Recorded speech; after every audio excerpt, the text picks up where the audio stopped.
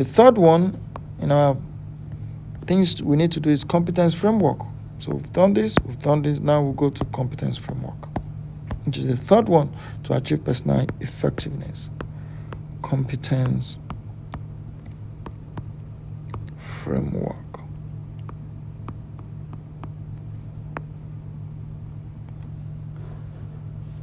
Competence framework. Simply put, this is just the foundation of any organizational success. And I will tell you why. Look at an organization. Every organization will set goals and objectives, what they want to achieve. E.g., let's say, want to make 20 million profit.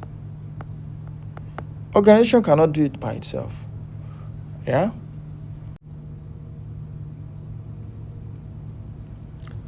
If the goal is to make 20 million profit, the organization cannot do it all by itself.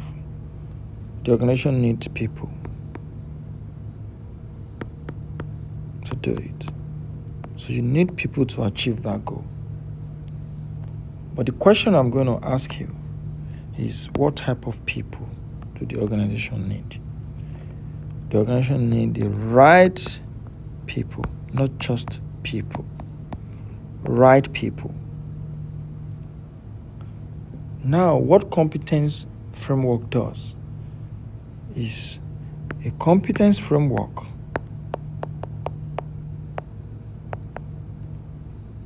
a competence framework provides the repository. That's like the documentation, the bank, the storage of what must be right about the people. What makes the people right. And in that case, we're talking about three major things. We'll be talking about the right behavior or attitude, very important, right skills, and right knowledge. All of these must be right. When they are right, then the people are right. And that is when the organization can achieve its objective. Yeah. So when this is present, I ask you, are this present in the person? If you say yes, then what you are trying to say is that that person is competent. And if you say this is not present, if it is no, which means the person is incompetent.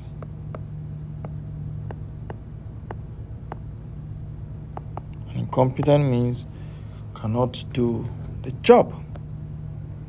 So this is what you don't want, and this is what you want. And when we talk about competence, which means it has the right behavior, it has the right skill, and it has the right knowledge. This you can just group into two types of skills you'll be looking at. Let's look at behavioral. And like I said, you can have technical competence. Behavioral, e.g., we are saying he has the right communication skills. He has people management skills, interpersonal skills, maybe customer service, result-oriented.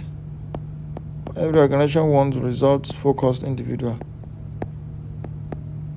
And likewise, technical skills, when we're talking of reporting skills, you understand IFRS standard, he has management accounting skills, you understand investment and how to do it.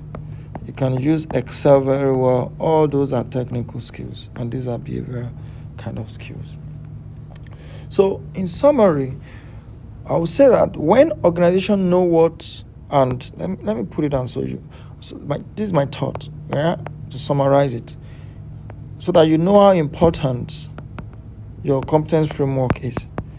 When organization knows what and who they want, which is what competence framework will document for you, you know that then the organization will be able to recruit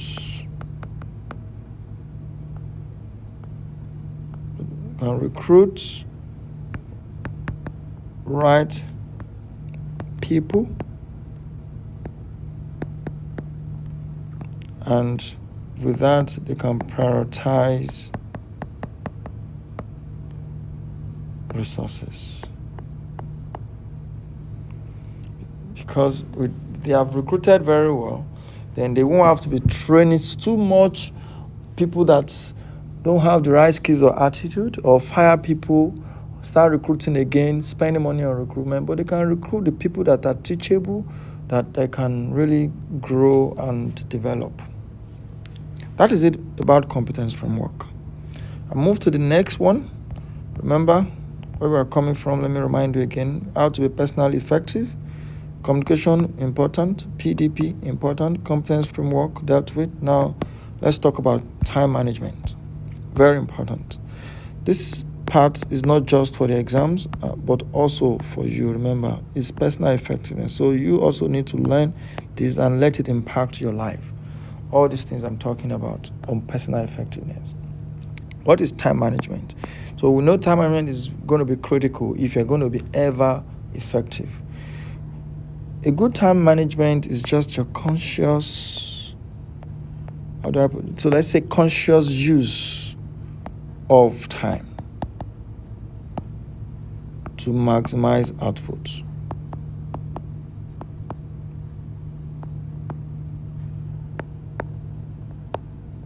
So you're consciously controlling how you spend your time. The question is, how do you do that? Yeah, you do it by planning very well. Before I do this recording, I would have gone through the materials, thought through it, how to simplify it, how to organize it, how to structure it so that I don't spend too much time. At the same time, I'm giving you all the crucial information you need to pass your exams. So that is planning. Then we set goals. And remember, your goals must be smart. So if you're going to use your time properly, you need to know what you are spending time on. Those are your goals, because important goals will be very critical. And that is why I'm moving to the next thing you must learn how to do, and that is prioritizing your actions. This is extremely important. Most time you hear people saying at work that they're overwhelmed, they have so many things to do. Some people will say, I don't even know where to start. Now let me tell you where to start. Every time you have so many things to do, you must prioritize. And how do you prioritize? You prioritize based on urgency and importance. And that is why I always teach this matrix.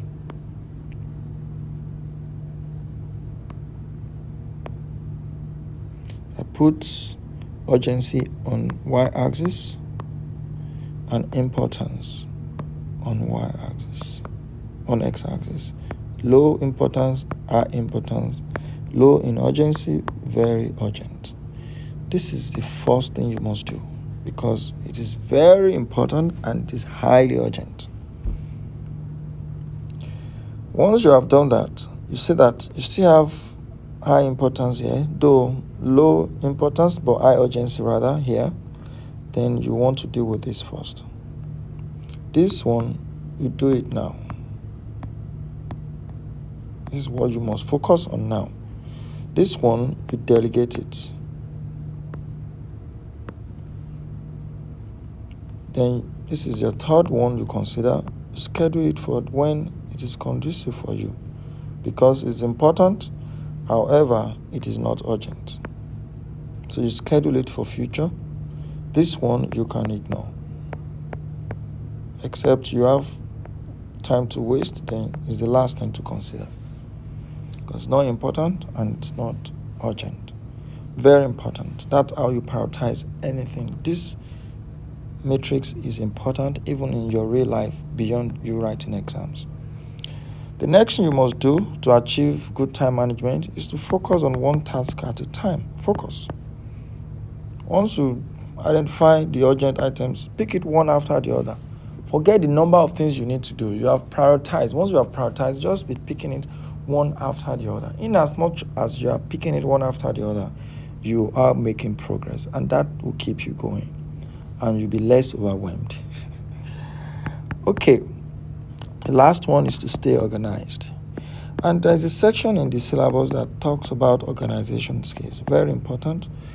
In fact, the way I summarize organizational skills is that there must be a place for everything. And everything must have a place.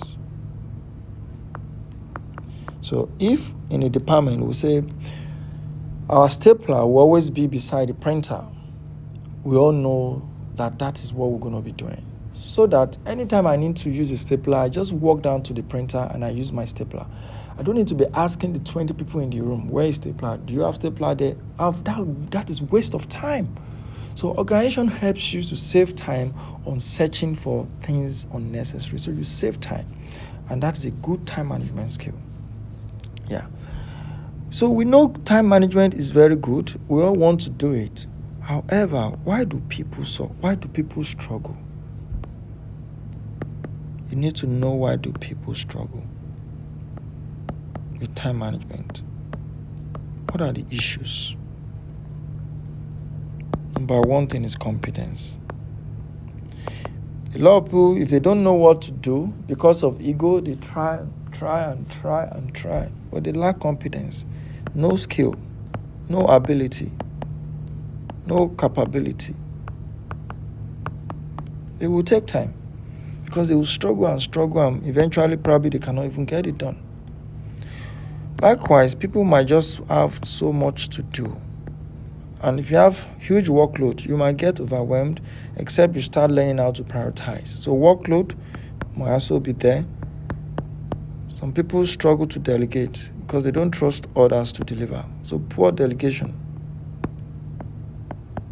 You remember, items that are not important but urgent, you should delegate them. You should delegate them. But if you don't understand the best way to delegate, then you might struggle with time management. Also, distractions are very good examples of what can stop you from managing your time effectively. Everybody gets distracted, but when you are conscious, you can avoid it and focus better. That is it on time management. And we'll move to the last one. And the last one, to achieve personal effectiveness, is by mentoring or coaching or counseling. Very important topic and highly examinable. I can bet that every year you will get a question on this. And the way it's always been tested is they'll give you few lines and ask you which one is counseling, which one is mentoring, which one is coaching. And that's why I'm going to use this method to break it down for you. And you can take a picture of it and have it close by and it will help you. There is one thing that is common to all of them, is that they are all providing sort of support. There are ways of providing support, or you call it guidance, to people. But they do it in different ways. So let's look at these 3 items and what they're trying to do. Let's put mentoring here. We have coaching. And we have the counseling.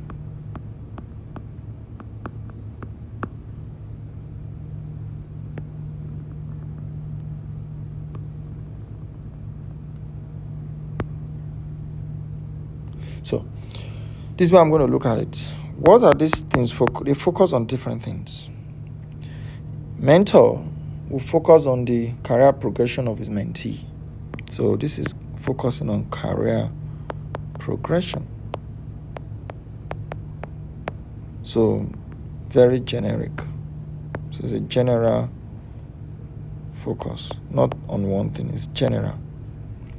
Whereas coaching will focus on specific task or skill.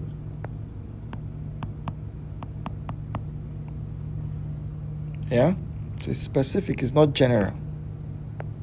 Whereas counseling usually focuses on psychological issue.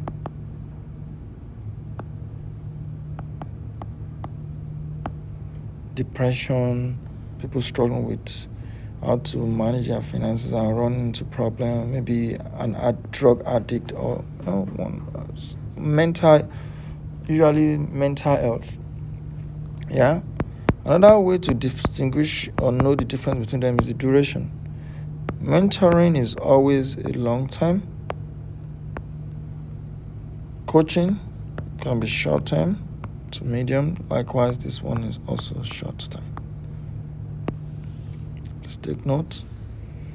The nature of the relationship.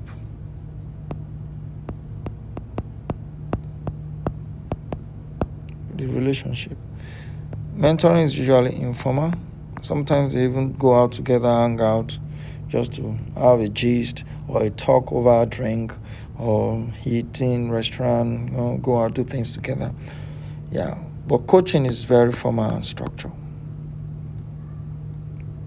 Very formal and structured. Usually don't meet outside the office. And this is highly professional. They don't get involved in things that are not necessary. They keep it with the terms of the contract. Another way is the technique. How do these people deliver their objective? For a mentor, usually what it does is role modeling. Because the mentee that is looking forward to a mentor is trying to be like a mentor. So the mentor is showing the mentee how that can be done by watching him. So it's almost like experience sharing. So he's going to be sharing his experiences with the guy. The guy will be learning how the guy navigated life to get to where he is today, which is where the mentee wants to get to. So it's through experience sharing. Usually this is by instruction. I just tell you, do it this way, do it that way, and you do it. Whereas counseling is advisory. Remember, in counseling, someone is helping you to help yourself.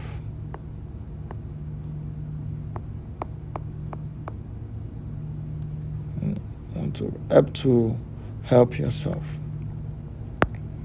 You decide whether you will do what he has told you, but he will give you advice on options on how you can do it.